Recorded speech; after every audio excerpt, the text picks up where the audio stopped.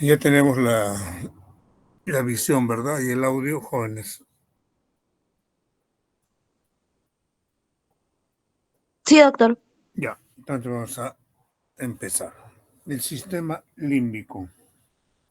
¿Qué podríamos comentar sobre el sistema límbico? Empezaría diciendo de que se trataba de dar explicación a varios hechos en el ser humano, pero no podían localizarse como se hacía, por ejemplo, el área visual, el área auditiva, el área motora, el área de sensibilidad. ¿Sí? No se podía explicar a base de una ubicación. Tuvo que explicarse por la integración de varias estructuras anatómicas. Por eso se dice que el sistema límbico es un concepto funcional. No puedo decir médula espinal, ¿no es cierto? ¿Mm? Que es un concepto casi anatómico. El sistema límbico, diríamos, es un concepto funcional que surge debido a que surge ante la necesidad de poder encontrar un sustrato anatómico que pueda explicar varias funciones complejas, que pudiera explicar, por ejemplo, los aspectos emocionales de la conducta, que están relacionadas con la supervivencia de la persona y de la especie, que pudiera explicar los mecanismos cerebrales de la memoria reciente. Estructuralmente, o sea, morfológicamente, está constituido por lo que tenemos aquí, el septum pellucidum, la corteza, ¿sí? La corteza del cíngulo, la cisura longitudinal, la amígdala, los cuerpos, el hipocampo y el fórnix. ¿Sí? Entonces diríamos, morfológicamente está constituido por el gyrus formicatus, la amígdala, el hipotálamo y núcleos anteriores y dorsomediales del tálamo. A través del conocimiento de este sistema límbico, vamos a poder explicar varias conductas agresivas y patologías sexuales. A ver, vamos a describir brevemente los componentes. ¿Sí? El hipocampo, dijimos que está constituido por el hipocampo y el giro dentado. El hipocampo, ¿qué cosa es? Es una estructura que está ubicada en el piso de la prolongación temporal del ventrículo lateral. Se forma por la profundización de la cisura del hipocampo y por la invaginación que hace la prominencia en la prolongación temporal del ventrículo, dando origen así al hipocampo o asta de Amón. Mientras que los labios de esta van a dar origen al gyrus dentado y a la circunvolución parahipocámpica, que se llama la circunvolución del hipocampo. Vamos a la parte funcional, que es la que más nos interesa. ¿Sí? Funcionalmente, ¿qué diríamos de este sistema límbico? Funciones. ¿Sí? Se describen más por los hechos de destrucción o activación de estos centros.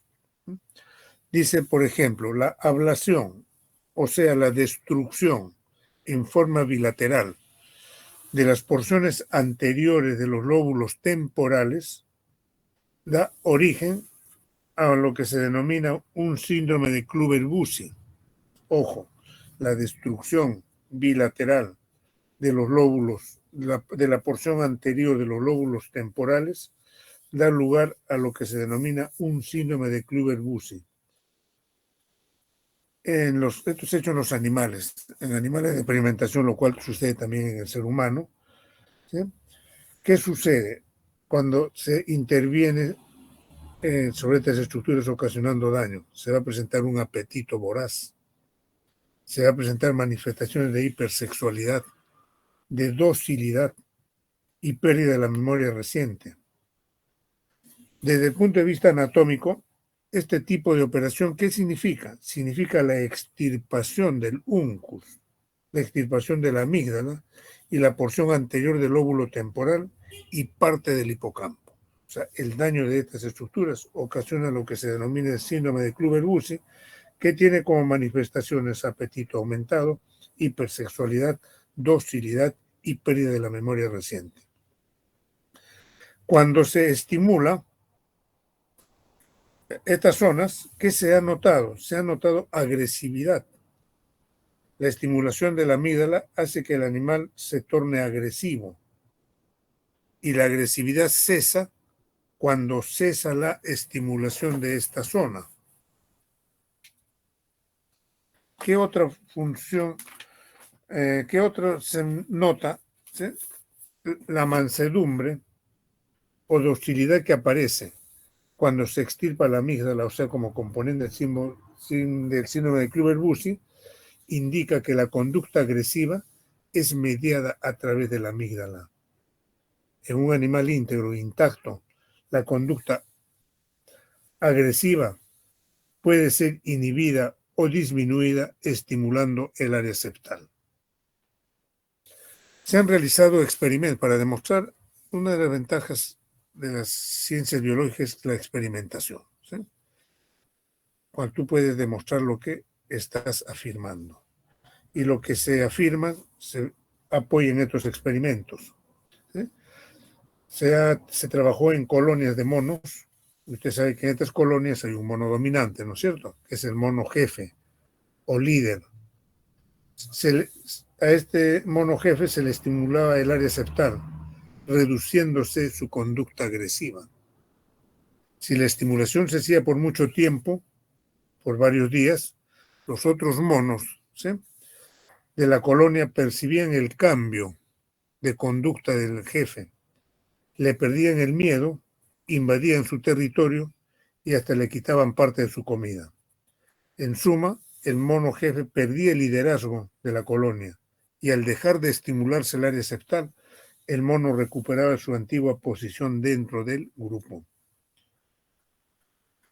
Otro hecho que permite explicar el sistema límbico viene a ser la conducta alimentaria.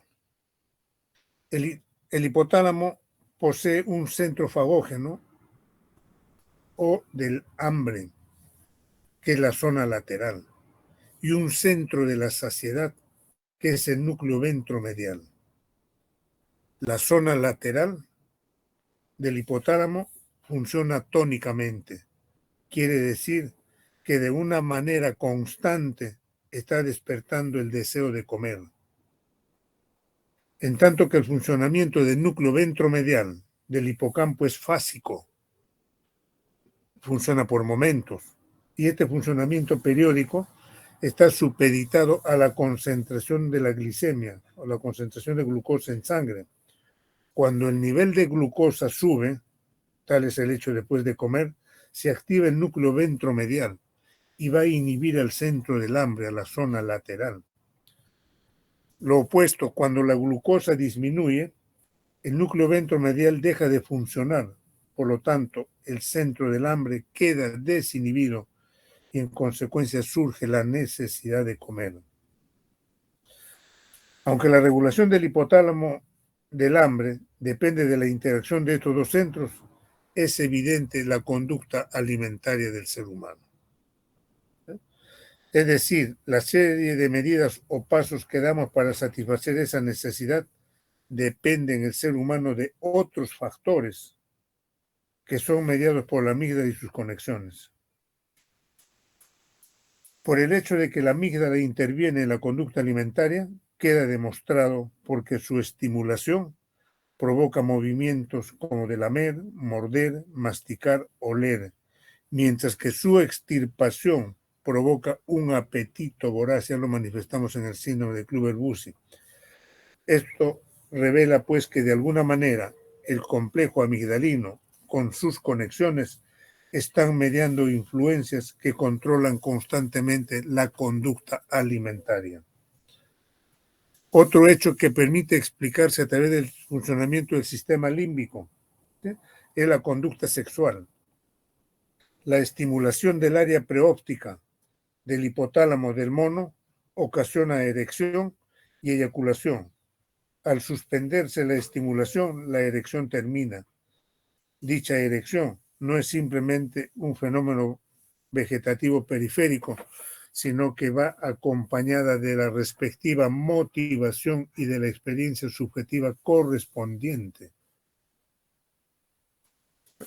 Por ello se ha observado que si se conecta un electrodo intracerebral a un estimulador que pueda ser accionado a través de una palanca por el mismo animal, pues en este caso el mono, este animal va a presionar la palanca constantemente para poderse autoestimular y producir consecuentemente la erección y ese estado de ánimo que hemos indicado. En relación con estas respuestas sexuales es evidente que el complejo amigdaloide es una estructura inhibidora, con una acción tónica que frena constantemente el hipotálamo. Ello se explica que su extirpación, como en el síndrome de Kluver-Bucy, produce una conducta sexual desinhibida, en la cual el animal intenta copular no solo con animales de su propia especie, sino también con animales de otras especies e incluso con objetos inanimados. En resumen, podríamos decir, el complejo amigdaloide interviene en el control de manifestaciones de conducta alimentaria, de conductas sexuales, de la agresividad. Entonces, ello explica por qué una manifestación conductual induce la aparición de la otra. Si no, veamos, cuando un perro hambriento recibe alimento, la ingesta del mismo se acompaña de agresividad. Por eso es, cuando un animal se está alimentando, no hay que molestarlo porque nos puede agredir, porque es parte de su conducta alimentaria. ¿Cuántas veces sucede que van niños que han sido mordidos? ¿Y qué estuvo haciendo? Quiso quitar su comida al animalito. Y al pobre animal lo sacrifican a veces y lo maltratan. Cuando en realidad el animalito sería quien hace esa acción de acercarse cuando un animal está tomando sus alimentos. Lo mismo sucede cuando el animal está en proceso de apareamiento. ¿Sí? ¿Qué sucede cuando hay manifestación de apareamiento en los animales? ¿Sí? Hay manifestaciones orales, como hemos visto los perros en la calle, ¿no es cierto? Hay lamido de los órganos genitales de la hembra como parte del cortejo precopulatorio. Estos hechos se observan en seres inferiores y esto nos permite comprender la existencia de manifestaciones de conductas semejantes en la especie humana. ¿Qué otros hechos nos permite explicar este sistema límbico? Que aquí se encuentran centros de placer y centros de castigo. Existen varias áreas que están localizados a lo largo del haz medial del cerebro anterior, cuya estimulación va a ocasionar sensaciones agradables. Entonces están ahí ubicados los centros de placer o centros de aproximación.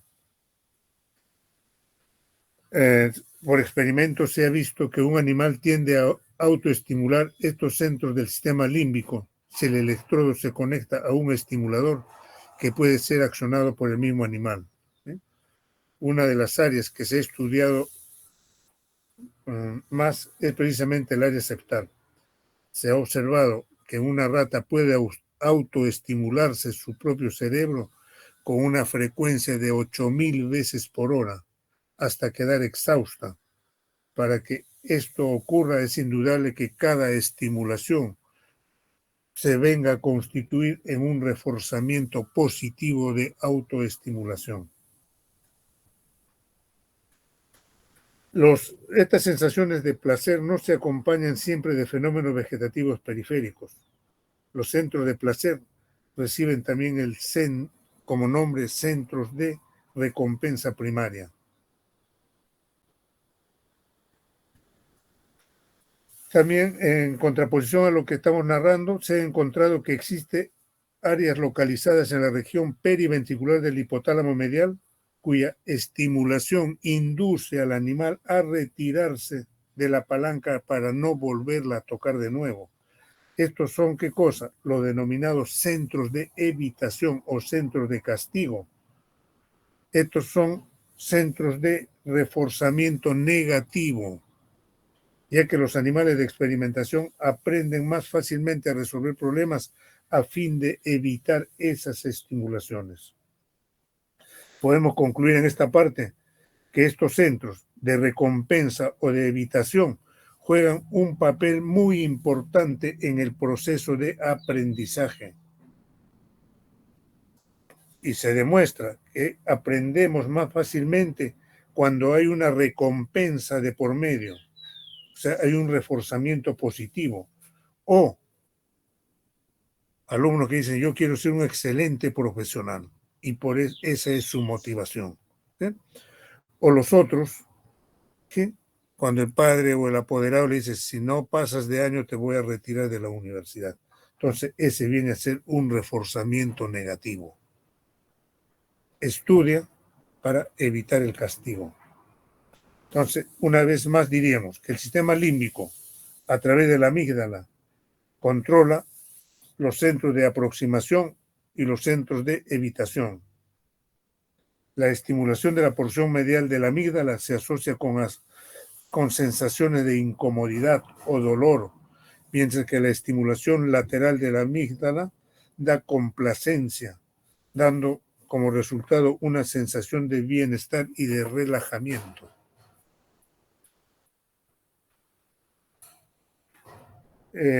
Interviene también en la memoria. El proceso de la memoria es un fenómeno extremadamente complejo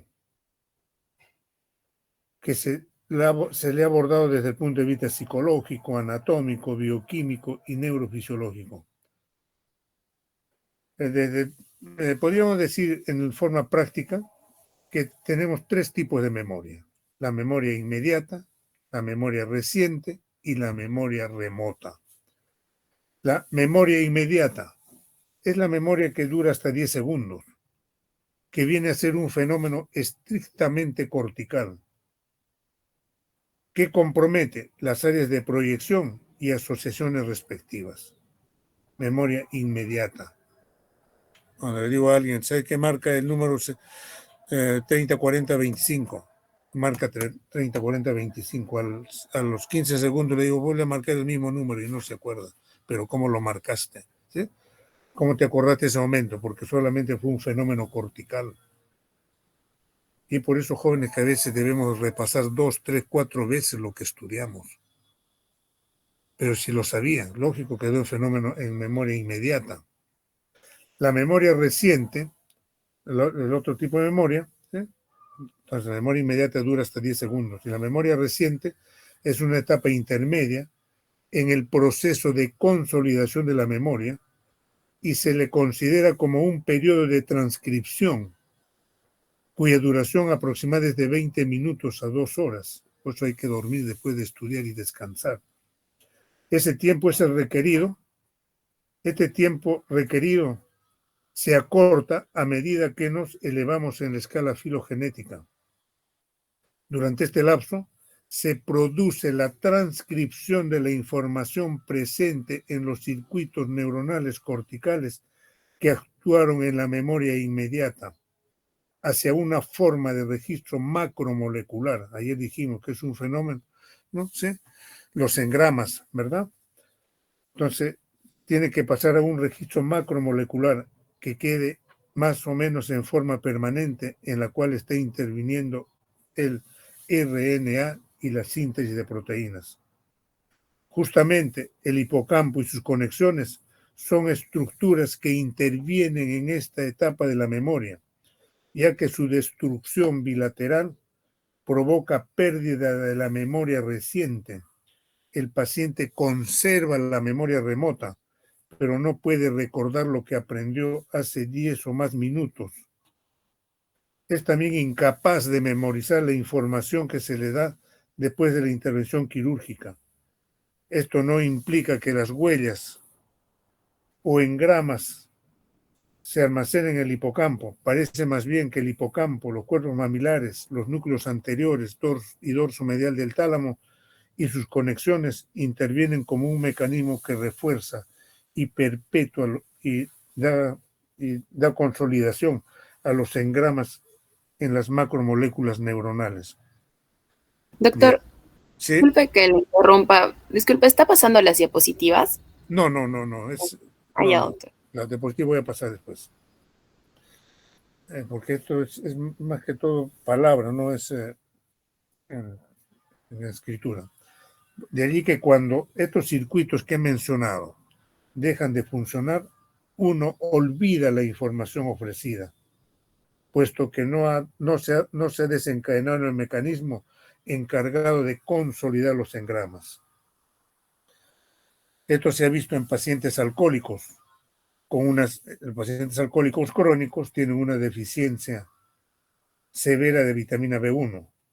Los pacientes no pueden siquiera recordar la pregunta que se les hizo minutos antes, y frente a estas circunstancias llenan sus lagunas mentales con respuestas que no vienen al caso, que se denomina confabulación. Se parece, disculpen la broma, cuando el docente pregunta por A y el alumno le responde por Z. Está confabulando, ¿sí? No está yendo a la respuesta que está solicitando el que hace la pregunta. Eso se denomina confabulación. Y no estoy diciendo que eso suceda, estoy poniendo el caso, ¿no es cierto? Estoy refiriendo qué cosa, pacientes alcohólicos crónicos por deficiencia de B1, ¿sí? Tienen pérdida de esta memoria. Les preguntas y te confabulan, te dan otra respuesta. Esto se denomina el síndrome de Korsakoff. Y en el estudio post-mortem de estas personas se ha encontrado que existe una degeneración de los núcleos mamilares y de los núcleos anteriores y dorsomediales del tálamo. Pasamos a la memoria remota. Ya hicimos la inmediata, la reciente y la remota. Ahí debemos llegar nosotros, jóvenes. Por eso les decía, hay que repasar 3, 4 veces. No todos podemos captar a la segunda. Unos captan a la primera, hasta con la dictada de clases. Otros tenemos que dar segunda, tercera, cuarta. ¿Sí? Entonces, vamos a la memoria remota. Ella implica la consolidación definitiva de los engramas. Compromete áreas extensas del cerebro, ya que este tipo de memoria se pierde solamente cuando hay un daño difuso de la corteza cerebral. Resumiendo, ¿sí? Sobre el sistema límbico,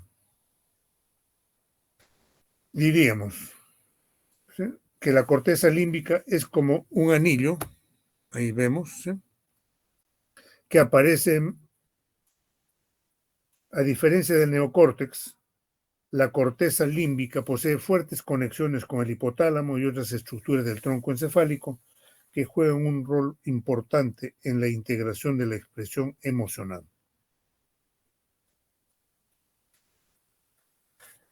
Eso podríamos comentar sobre.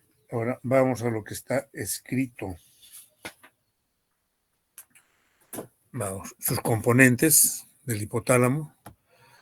Componente del hipotálamo es el nervio olfatorio. Anatomía, histología es esto, sí, mucosa nasal, donde están ubicadas, ¿sí?, las terminaciones olfatorias, lámina cribosa del esmoides, bulbo olfatorio, nervio olfatorio, ¿sí?, responde a sustancias químicas. El componente celular, el epitelio olfatorio, vamos ya viendo el nervio olfatorio, sus capas, sus células que lo constituyen. Aquí un poco más claro, neuronas olfatorias, células olfatorias receptivas con sus cilios, las capas diversas que hay aquí, histologías de jóvenes, ¿sí? Tenemos más simplificado, mucosa, hueso esmoides, bulbo olfatorio, nervio olfatorio, tracto olfatorio. Aquí en el bulbo está la primera estación de relevo. Ahí están las células principales. ¿Cuáles son? Las células mitrales y en penacho. Existen interneuronas, las granulares y las periglomerulares.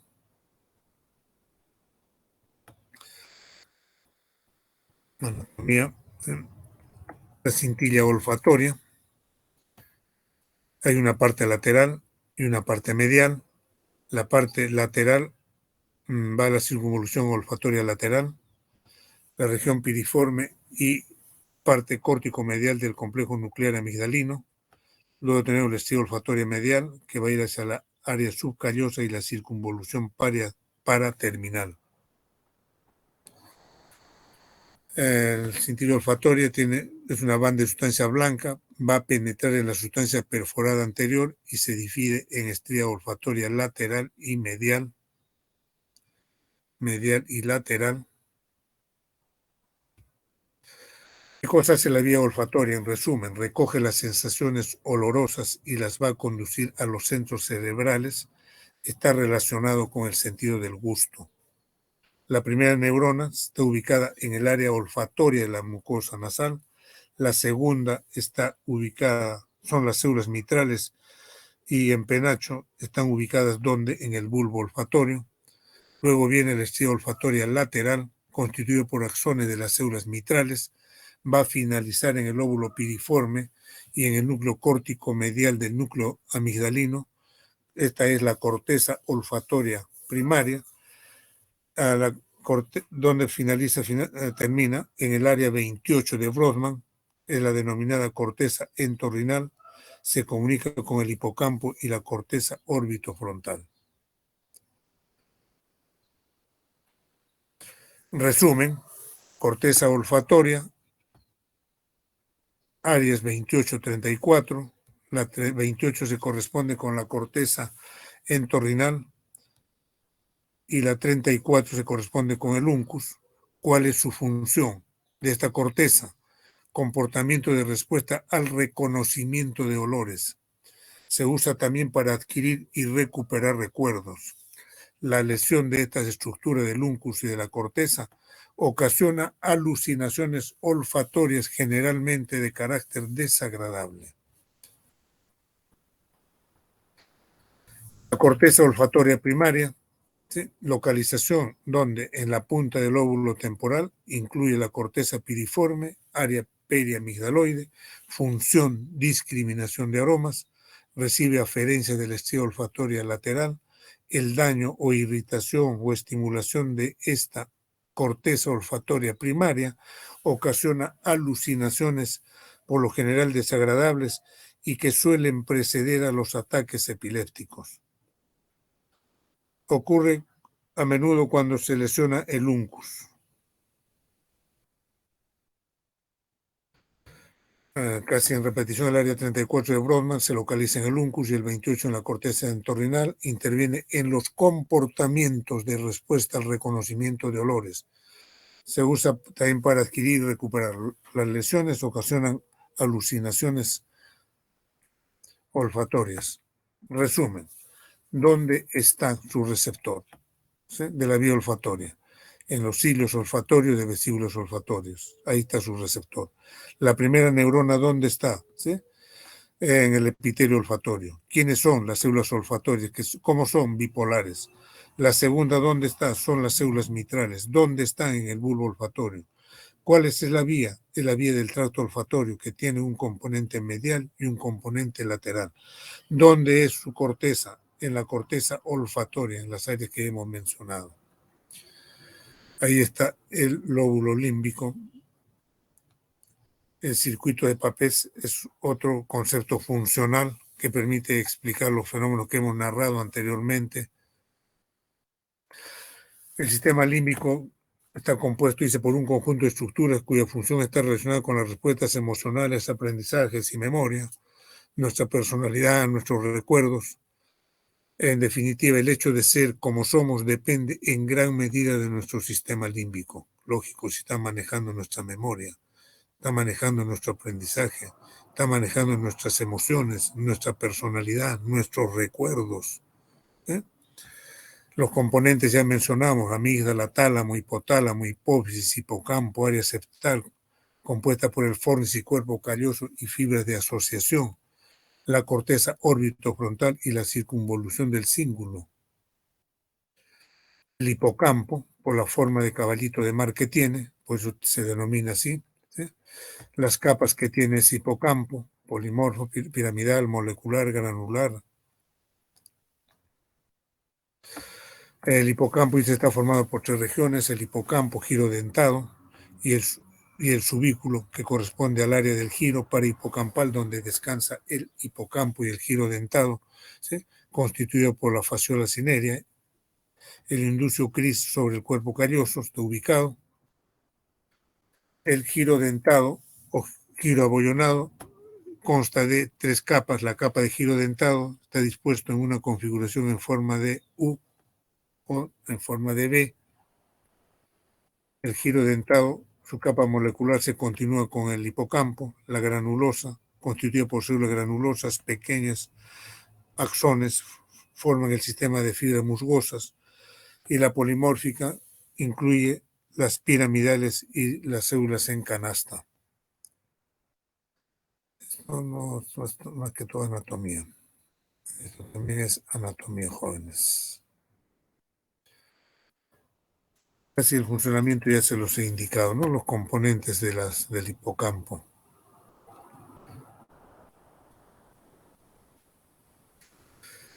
El hipocampo, dice, es la principal función del hipocampo es la consolidación de la memoria y el aprendizaje.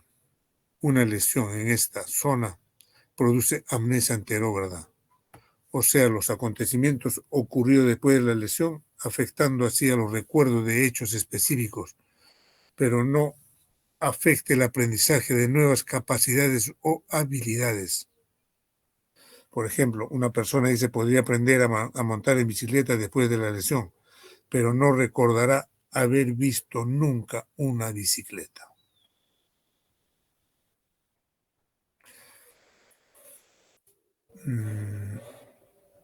Esto es anatomía, jóvenes. Igual es esto. Esto es anatomía. El núcleo amigdalino se ubica en el lóbulo temporal próximo al uncus. Se denomina así porque se parece a una almendra. Está por delante y por encima de la punta del asta inferior del ventrículo lateral.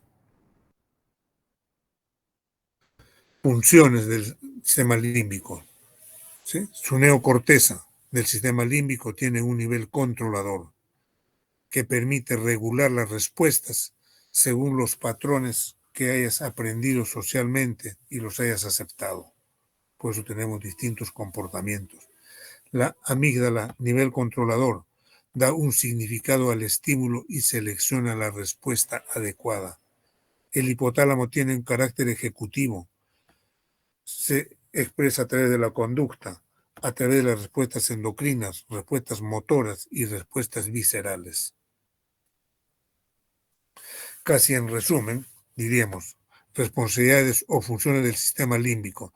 Tiene funciones metabólicas, funciones de supervivencia. Funciones metabólicas, regulación térmica.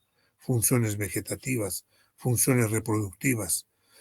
Está involucrado también en funciones de supervivencia del individuo y de la especie. Esta rige las emociones, los sentimientos, estados de ánimo de ira, de odio, de miedo, de pasión, de tristeza, de memoria.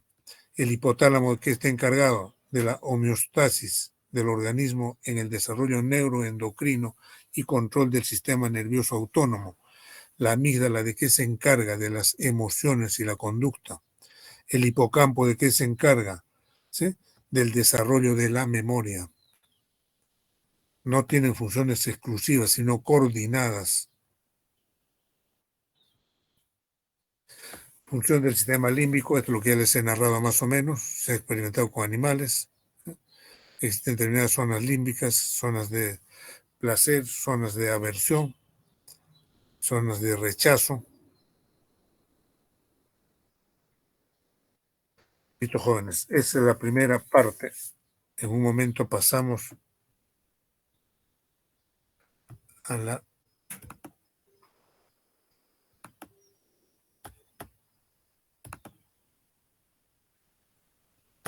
¿Qué pasó?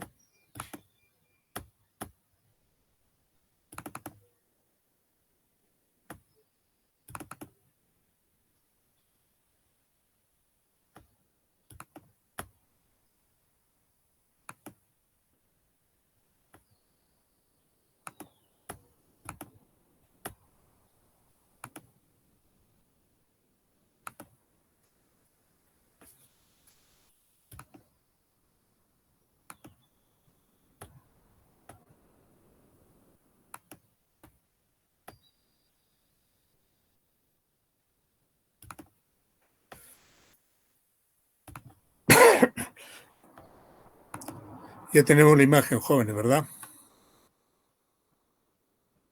Jóvenes, Sí, doctor. ya. En un minuto seguimos. Tomemos un descanso de un minuto.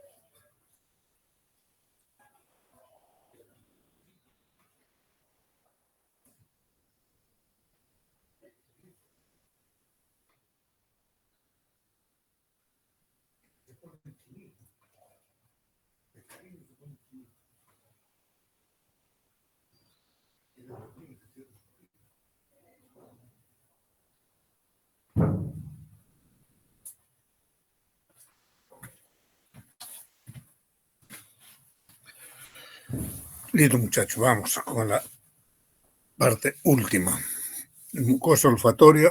Nos toca hablar ahora de olfato, gusto, audición, equilibrio y visión. La mucosa olfatoria, no más comentarios, histología. Ya sabemos qué células están ahí, células olfatorias, las células basales, sus axones, la glándula de Bowman encargada de producir moco y los nervios olfatorios. Distribución, anatomía. Seguimos con lo mismo, fíjense dónde llegan, ¿sí? Receptores, bulbo olfatorio, tracto olfatorio, sus estrellas mediales y laterales, ¿sí? Llegan a distintos niveles, cuerpo amigdalino, lóbulo piriforme. Las áreas corticales olfatorias, ¿dónde llegan en la corteza? ¿Sí? La corteza olfatoria está constituida por el área 34 de Brodmann. ¿Dónde está? Está en el uncus. El área 28 de Brodmann, ¿cuál es? La corteza entorrinal. ¿Cuáles son sus funciones? Comportamiento de respuesta al reconocimiento de olores. Comportamiento, no solamente dice identificación. Por eso hay ciertos olores que nos causan agrado o desagrado. Nos cambian nuestro estado de ánimo, ciertos olores. ¿Sí? O ese comportamiento de respuesta, no dice solamente identificación del olor. ¿Sí? Comportamiento de respuesta al reconocimiento de olores y además ciertos olores nos permiten y nos traen ciertos recuerdos. Nos permite recuperar recuerdos. ¿Sí? Las lesiones de estas áreas que ocasionan, ¿sí? Donde llegan a la amígdala, llegan, ¿sí?, a otras estructuras que se acompañan, que van a involucrar estados de ánimo. Fíjense, no solamente llega por la corteza la información para que tú identifiques, ¿sí?, qué olor es, sino que viajan al sistema límbico. ¿Sí? Y del sistema límbico que hemos hablado, que maneja nuestra conducta, nuestro comportamiento, nuestra agresividad. ¿Sí?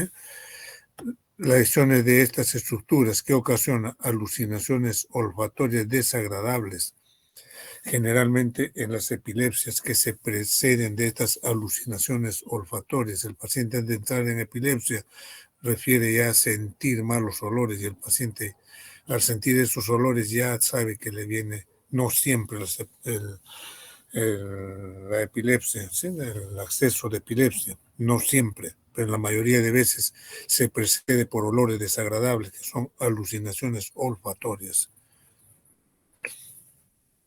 Ya lo pusimos este cuadrito en la anterior clase, ¿sí? No hay nada que decir.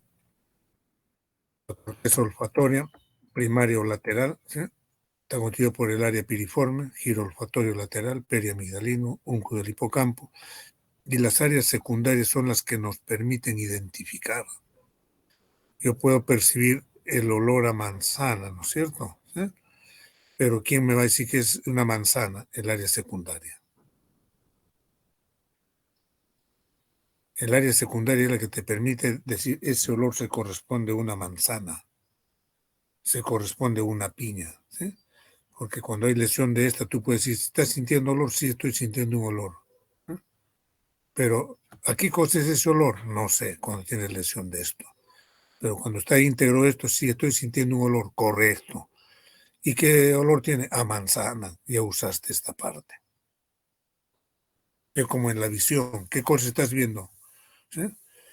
Una madera con sus transversales. ¿Qué cosa es eso? No sé. ¿Para qué sirve eso? No sé. Y él conocía que era una escalera. Ya lo vamos a ver en un momento oportuno.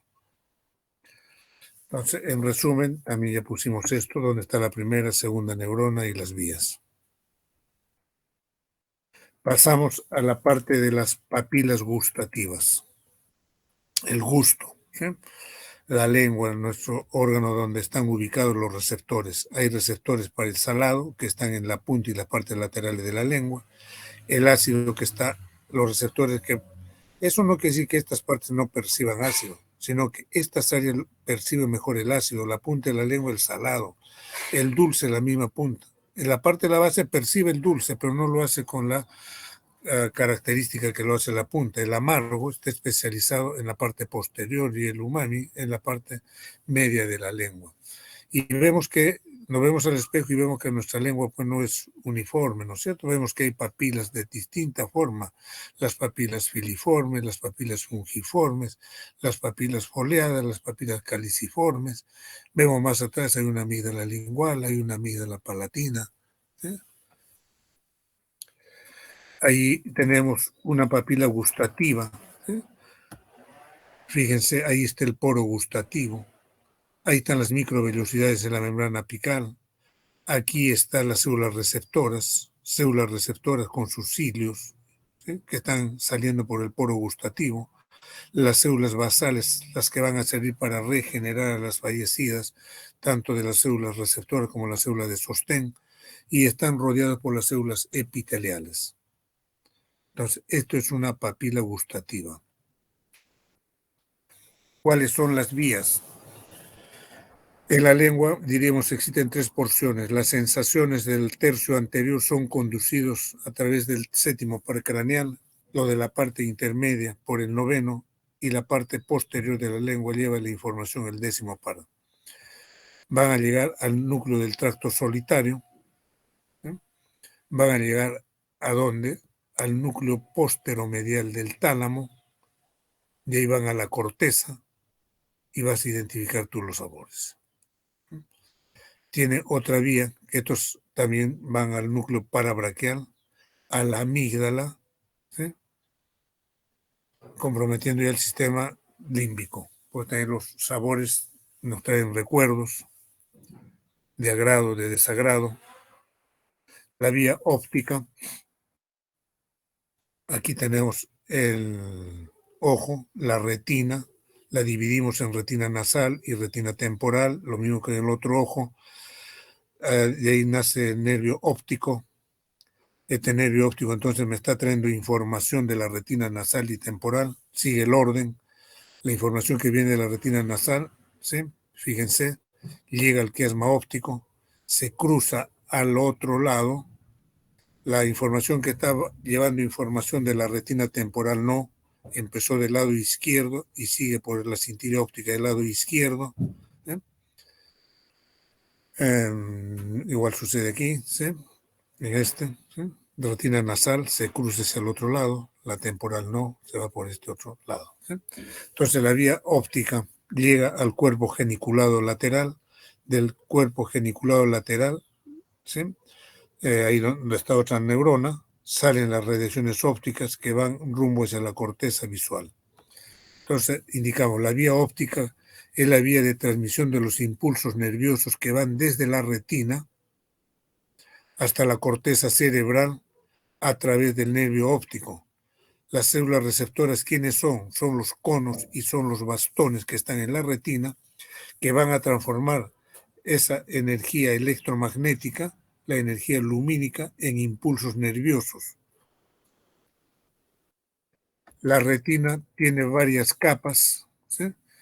Ahí está. ¿Qué estructura nos llama la atención? ¿Sí? Esto es la retina.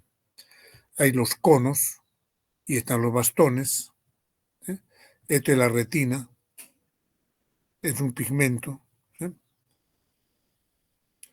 Luego vienen las células bipolares, los que tienen dos polos. Uno de ellos está contactando con los conos y bastones y lo otro está contactando con ¿quién? Con las células ganglionares. Y estas células ganglionares van a emitir axones que van a dar origen al nervio óptico y ese nervio óptico se proyecta, ¿sí? Igual de este otro lado, nervio óptico. Aquí en esta área me está indicando que no hay conos ni bastones y es el punto ciego. Decíamos en la práctica, cuando la imagen cae aquí, se pierde la visión de esa estructura. Pero cuando miro con los dos ojos, no, porque en un ojo cae en este punto ciego y en el otro no está cayendo en el punto ciego, por eso sigo viendo los dos objetos. La retina, organización funcional de la vía óptica, se inicia en la retina. Las neuronas de primer orden están constituidas por los fotorreceptores. Ojo, la neurona de primer orden está constituida por los fotorreceptores, que son los conos y bastones, que hacen sinapsis con las neuronas de segundo orden o células bipolares para luego conectar con las ganglionares y dar origen al nervio óptico. El disco óptico, cuando se hace el fondo de ojo, ¿sí? Dice, representa el lugar por donde salen los axones de las células, o sea, el disco óptico. Dice, es el lugar donde se han juntado los axones de todas las células ganglionares, ¿sí? Dice, se localizan a unos 3 o 4 milímetros por dentro de la fovea y mide aproximadamente 1.5 milímetros de ancho y 2 centímetros de altura. El disco óptico o papila carece de elementos receptores. Por esta razón se proyecta en el campo visual como un escotoma absoluto que recibe el nombre de mancha ciega.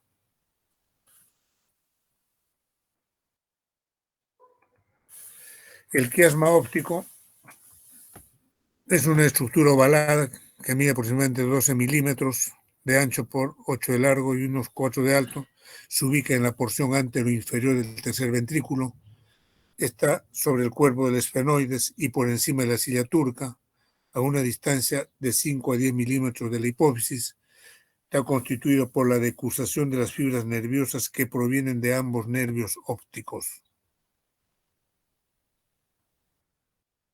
Las cintillas ópticas, ¿cuáles son? ¿Sí? Se inician en la parte posterior del quiasma, o sea, ya no son nervio óptico. Se llamaba nervio óptico ¿hasta dónde? Hasta el quiasma. Detrás del quiasma se denominan cintillas ópticas. Después las cintillas ópticas se inician en la parte posterior del quiasma. En este tramo las fibras nerviosas de la zona correspondiente de ambas retinas están estrechamente unidos. Una línea imaginaria que separa la fibra superior de las inferiores sobre una rotación de 45 grados y próximo al cuerpo geniculado lateral vuelven a girar adoptando la posición original. Cada cintilla contiene fibras visuales y pupilomotoras directas en el lado temporal del mismo ojo y cruzadas en el lado nasal del ojo opuesto. Seguimos avanzando, ¿sí? Viene posteriormente el cristal, ¿sí?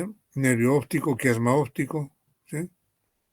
Cintilla, cuerpo geniculado lateral.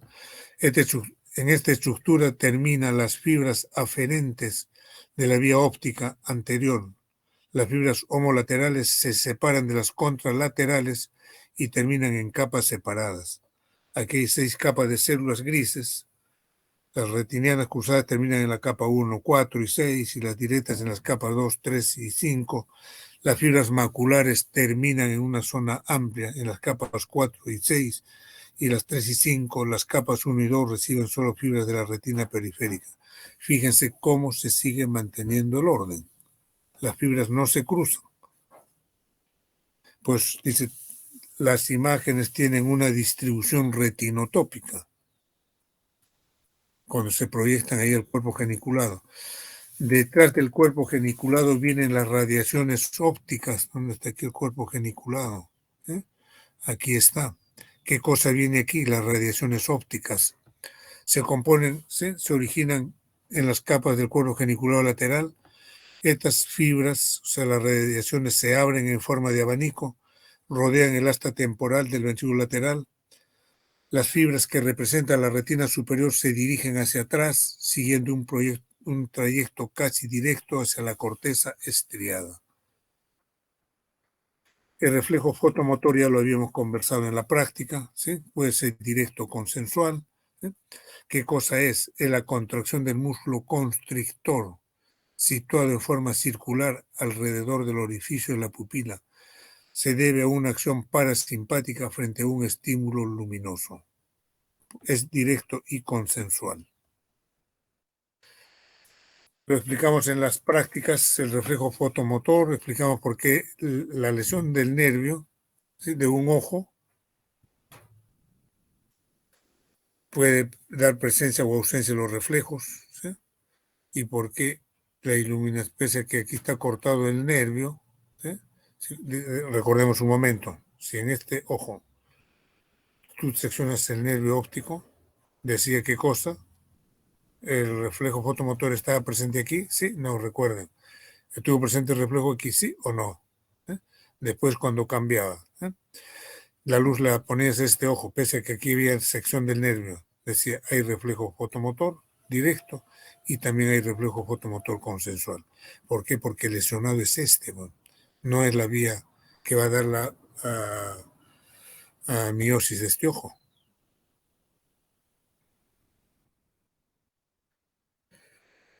Dice vía aferente. ¿Por dónde va? Por el segundo par craneal. ¿Dónde se integra? En el núcleo de Edinger-Westphal. La vía eferente. ¿Por dónde verse la respuesta? Por el tercer par. ¿Qué ocasiona? ¿Cuál es la respuesta? ¿Sí? Miosis.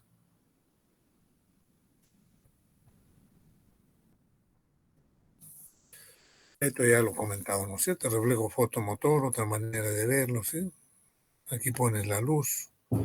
El estímulo viaja aquí de la retina temporal, fíjate, llega a su núcleo pretextal, del pretextal llega al núcleo de Edinger-Westphal y de ahí sale la respuesta, por el tercer par craneal. las lesiones del nervio de esta vía óptica, ¿sí? Si dice, aquí este esquema te está diciendo, joven, si aquí hay una sección del nervio óptico, tu visión la has perdido de este ojo, del izquierdo, oscuro, no ves. Si la lesión es en el quiasma óptico, qué visión estás perdiendo? La imagen te viene de ambas retinas nasales. Y las retinas nasales, ¿qué información te está dando el exterior? El mundo temporal. Por eso aquí no miras. Y aquí tampoco miras. Porque esta también me está dando información de esta. Si hay una lesión de la porción en la cintilla, aquí. Mira, fíjate el daño que es, como ya no se ve este campo. Y en este otro lado. ¿Sí? Cuando hay una lesión en el área 4, ¿cómo se torna tu visión?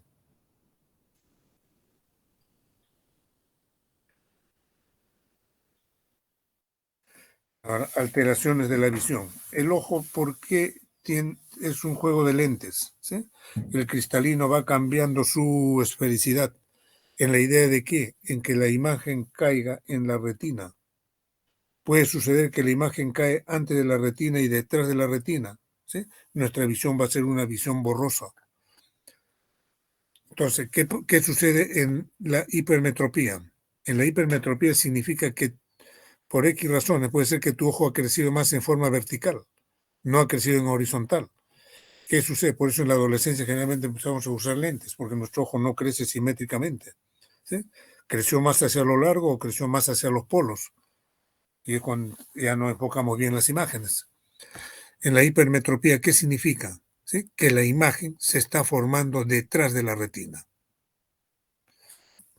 Por más que esta estructura trate de hacerla caer aquí, no puede. La imagen se forma detrás de la retina. Y al formarse detrás de la retina, visión borrosa. En la miopía, ¿qué sucede? Al contrario, la imagen se está formando delante de la retina. En el astigmatismo, igual. No igual, sino parecido. Hay trastornos de la imagen no se forma en la retina. Se está formando en cualquier sitio, menos en la retina. Entonces, esas son las patologías más frecuentes en la visión. La hipermetropía, cuando la imagen se forma detrás de la retina. La miopía, cuando la imagen se forma delante de la retina. Entonces, cuando vamos donde el oculista, ¿qué hace? Aquí está una visión normal. El objeto acá está afuera, los rayos de luz, el cristalino, acomoda la córnea, el cristalino y los líquidos que hay aquí, hacen que la imagen caiga aquí en la retina. Miro correctamente. En la miopía, ¿qué habíamos dicho? ¿Sí? Que la imagen se forma delante de la retina. ¿Qué tiene que usar? Lentes cóncavos, que son divergentes, que divergen los rayos de luz. Aquí el oculista nos empieza a poner lentes. ¿Sí? ¿Y qué está buscando? De que la imagen que pasa a través del lente, ¿sí? Caiga justo sobre la retina. Entonces, ¿con qué corrijo la miopía? ¿Sí? Con lentes cóncavos. En la hipermetropía sucede que la imagen se forma detrás. ¿Qué lentes tiene que formar? Convexos, o sea, lentes convergentes. Son lentes divergentes de los rayos de luz. Y estos son lentes convergentes. Y nos corrige la visión el encargado del especialista. En la miopía, ahí está la imagen, ¿eh? Miopía o corto de vista, visión clara de cerca, pero borrosa a la distancia. ¿Con qué se corrige? Con lente cóncavo. La hipermetropía, visión clara a la distancia, pero borrosa de cerca. ¿Con qué se corrige? Con un lente convexo. El astigmatismo, dice la incapacidad para enfocar de cerca, es resultado del envejecimiento. ¿Con qué se corrige? Con lentes cilíndricos, o sea, lentes mixtos, convexo-cóncavos. Vamos al sistema vestibular, el del equilibrio.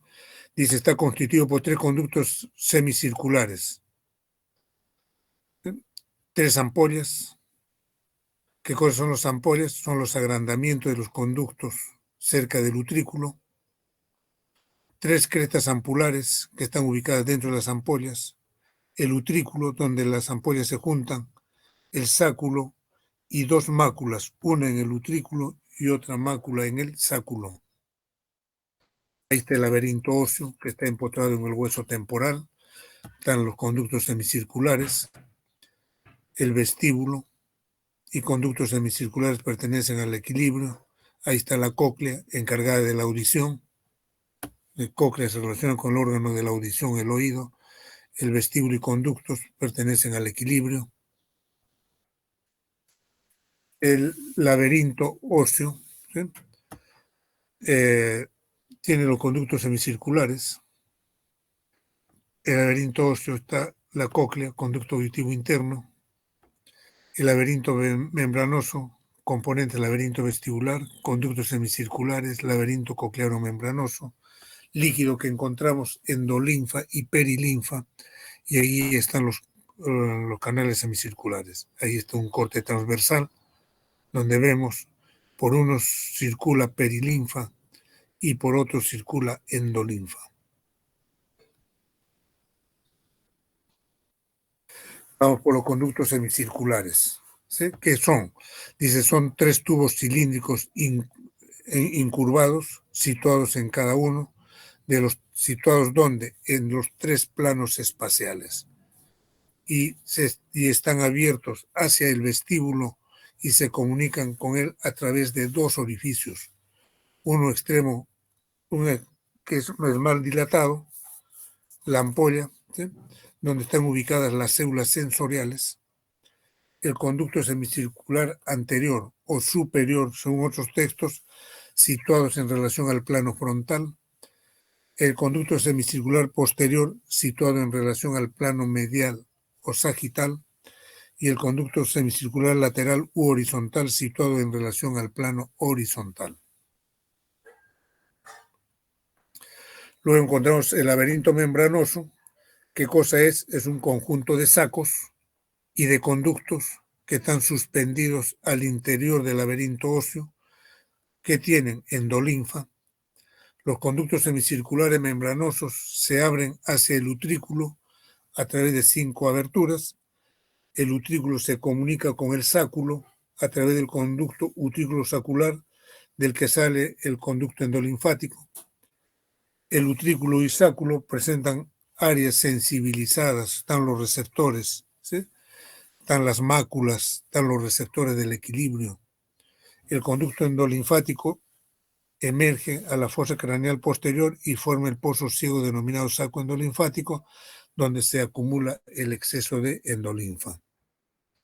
Aquí hablamos de la ampolla, ¿sí? Cada ampolla contiene la región sensorial epitelial conocida como cresta ampular. Ahí están los receptores. La cresta ampollar contiene los mismos tipos de células sensoriales y de soporte que se hallan en el sáculo y el utrículo. Aquí está, fíjense, ¿sí? Las células con sus cilios, la endolinfa que lo está rodeando, y sobre estos cilios, ¿sí? Hay una cúpula. Comentemos sobre las crestas ampulares. Dice, al interior de cada extremo de las ampollas de los conductos semicirculares se ubican las crestas ampulares, formadas por células neuroepiteliales y células de sostén. Estas células neuroepiteliales poseen cilios que penetran en la cúpula, constituida por una masa gelatinosa. Dice, están perpendicularmente a la luz, están ubicados perpendicularmente a la luz del conducto. Su cúpula se extiende desde la superficie de la cresta ampular hasta el techo de la ampolla. Son sensibles a qué, o sea, qué cosa lo estimula. Las aceleraciones angulares, tanto a rotaciones como a giros. O sea, las crestas ampulares detectan aceleraciones angulares.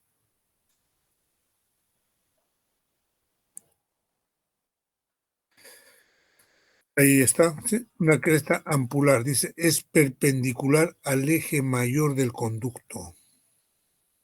Perpendicular al eje mayor del conducto. Que encontramos las células ciliadas sensoriales tipo 1 y 2, que están alineadas en la misma dirección. encontramos células de sostén, tienen una cúpula gelatinosa con canales que reciben los estereocilios, ahí están los estereocilios, que vienen desde la cresta al lado opuesto de la ampolla.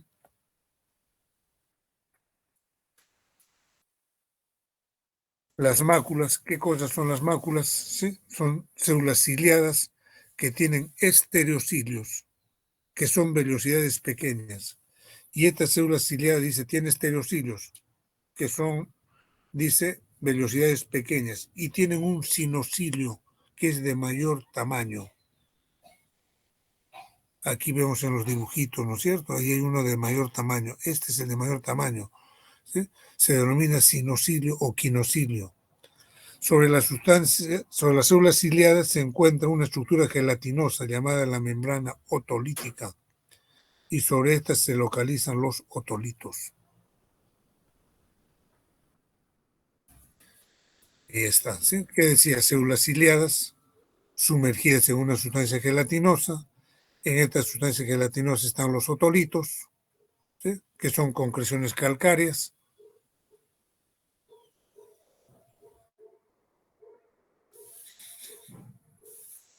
Sentido del equilibrio.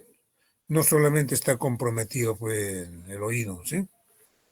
Está incluido la visión, los músculos, la piel. Es sentido del equilibrio. Muchas estructuras intervienen. ¿Sí? El oído, sistema visual, músculos, piel. ¿Sí? Cada una recoge informaciones diferentes. El ojo, el oído, ¿qué me está indicando? Movimientos de la situación espacial. Vas hacia adelante, hacia atrás, hacia la derecha, hacia la izquierda. Estás ascendiendo, estás descendiendo. El oído me está dando información de ese tipo. Luego tengo información visual para tener el equilibrio. De los músculos y articulaciones también están partiendo información para mantener equilibrio. La piel de igual manera. ¿Eh? Las ampollas, ¿qué hacen? ¿Sí? Detectan los giros. Esto hacen las ampollas. Ahí están receptores que nos están indicando movimiento de rotación.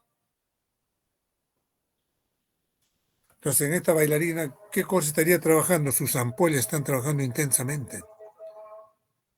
La mácula detecta cambios de posición y movimientos lineales. Que tú te eches, ¿quién informa? No te informa las ampollas, te informa la mácula. Que estés corriendo hacia atrás, hacia adelante, a la derecha, hacia la izquierda, ¿quién te informa? Las máculas. Estos son movimientos de rotación. Las ampollas son para movimiento de rotación. Está rotando hacia la derecha o hacia la izquierda.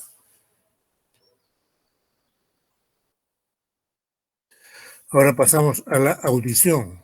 Esto es anatomía, recordar, conducto oído externo, oído medio, oído interno. El oído externo de la membrana del tímpano hacia afuera, el oído medio de la membrana del tímpano a la ventana, ¿sí? Oído medio y de la ventana hacia la cóclea, el oído interno.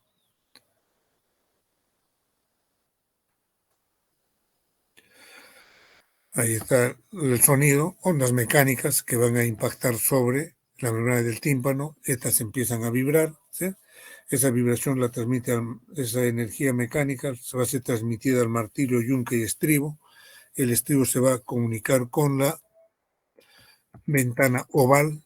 Aquí vibra, esto vibra ante el sonido, esto vibra y la ventana oval vibra y hace vibrar el líquido que está conteniendo aquí. ¿Sí? Entonces repaso, martillo, yunque y estribo con sus ligamentos estabilizadores. La trompa de Eustaquio que se dijo, la ventana oval es la que está en contacto con el estribo. El oído medio, entonces, ¿qué cosa es lo que posee? ¿Sí? Los tres huesecillos, martillo, yunque y estribo. ¿Qué más posee? Los músculos, los músculos estapedio y el músculo tensor del tímpano. Tiene la cuerda del tímpano y el plexo nervioso timpánico.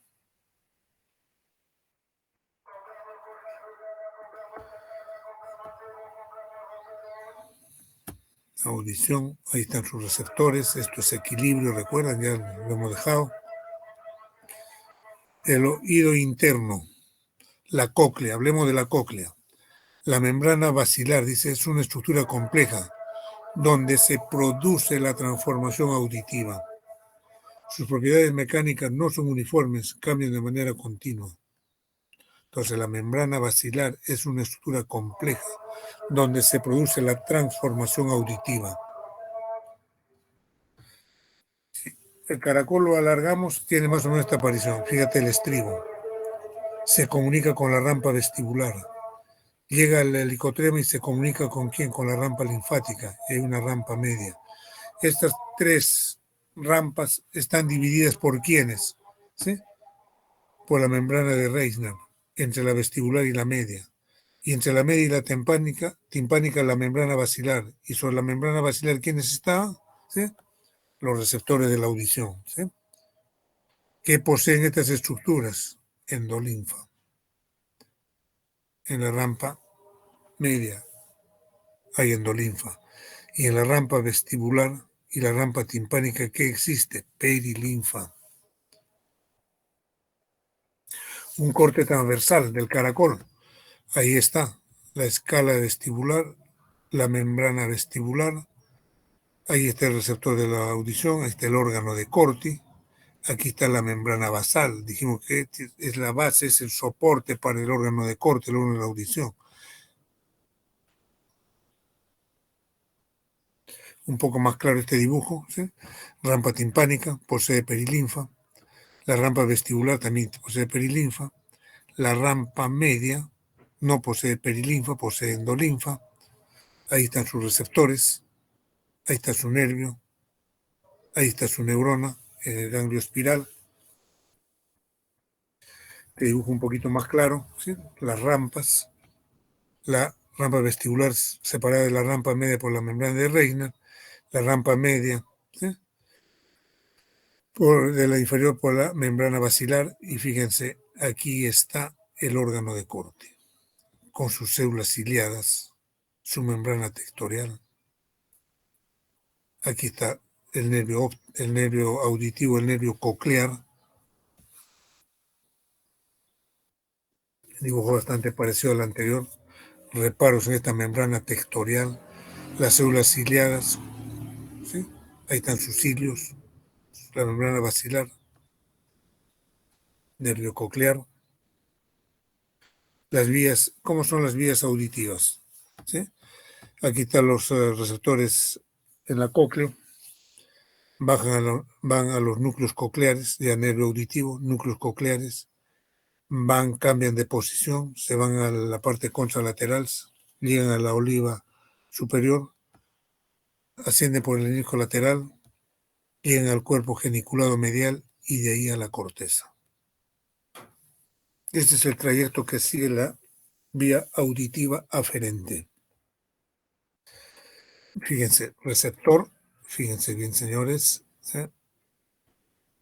Llega al nervio coclear,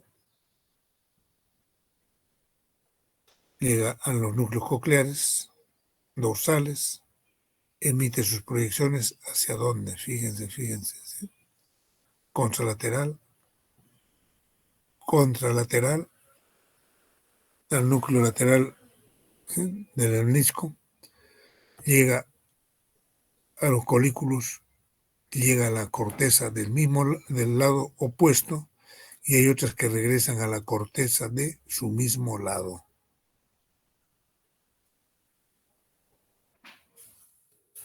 En conclusión, la información está llegando en forma bilateral hacia las cortezas.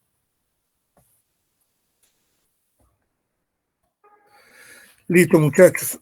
Hemos terminado. ¿Algún comentario, jóvenes?